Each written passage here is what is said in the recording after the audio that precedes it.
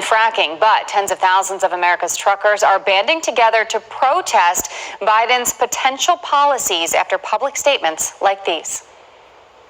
No new fracking, no more drilling on federal lands. I'd gradually move away from fracking. I would just not do more fracking on federal lands. Would you close down the By oil the way, I industry? would transition from the oil industry, yes. The oil industry pollutes significantly.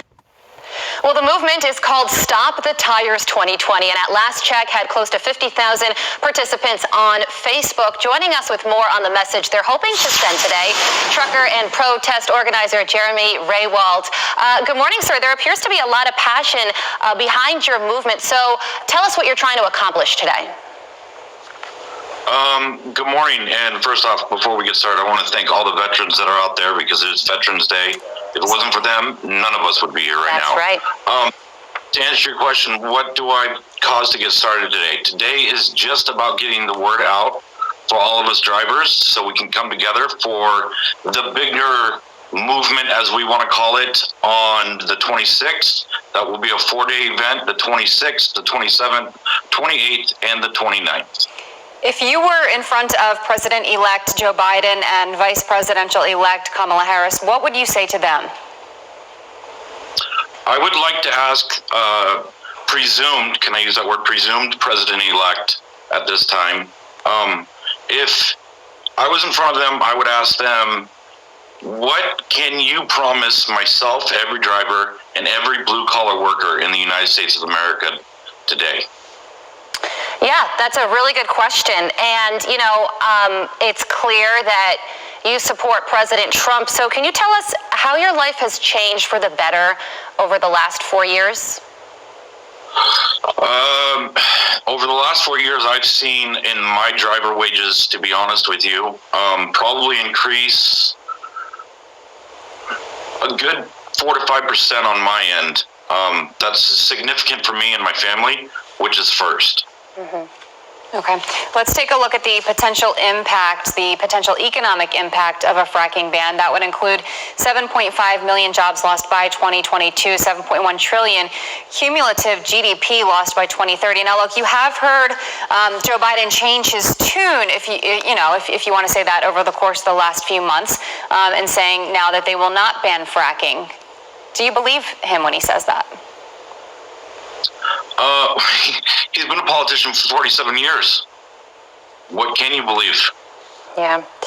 You know, and I want to say, you guys are protesting for a reason, because you want to and correct me if I'm wrong, you want to walk off the job to show people what it would be like if there was an actual fracking ban to take place and the economic ramifications of that, right?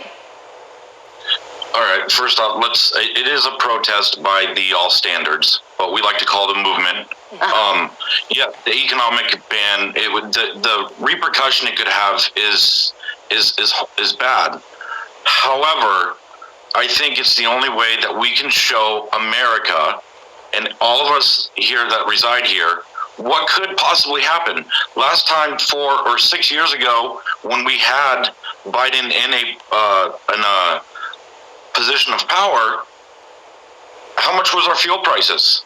How much are they going to shut out the independent truck driver, the independent blue-collar worker that's got to mow grass? All those gas prices are going to cripple everything. So why not show them what it's like to have none of us? Yeah. Okay. Jeremy Raywald, thank you for sharing your movement with us. We appreciate your time. All right. Thank you very much. You have a great day, and thank you everyone who supported me. Shalom, shalom, giving all praises to Yahweh, Bahashem Yahushua, Bahashem Rakakadash, the honors of the apostles and the elders, the Jam, Mested, rule and teach well in the scriptures. Salutations to all my Akim out that are doing this word in truth and faith and sincerity. What we have here today is, the truckers, as seen on the video, are preparing to go on strike. So we know that the nation is moved by trucks.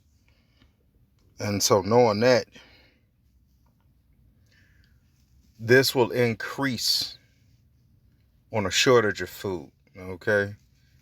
If no food is traveling through the United States, you're going to have parts of the United States that won't have the sufficient amount of food. And so we know through the spirit of Yahweh Hashem Yahushua, he's bringing the famine. Okay, he's bringing a famine of bread and circus, and he's also bringing a famine of the word of the Lord. Okay.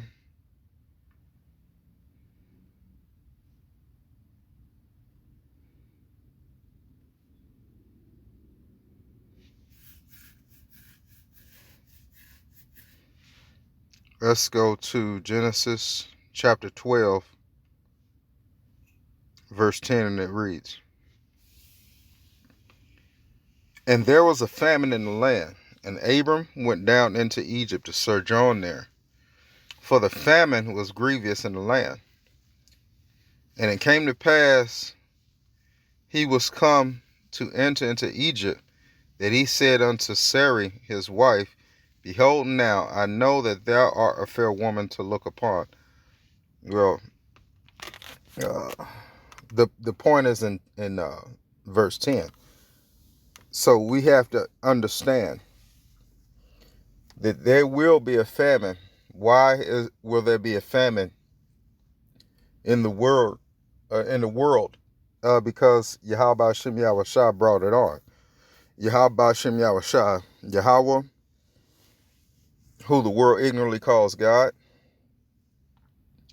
and Yahweh Shai, who the world ignorantly calls Jesus Christ, will bring a famine, okay, through various means. So this has been prophesied through the scriptures,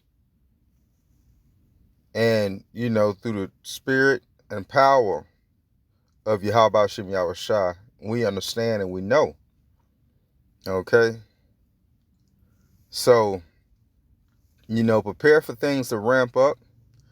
This is going to be a short lesson, giving all praises to Yahweh, by Hashem Yahushua, by Hashem Rakakadash.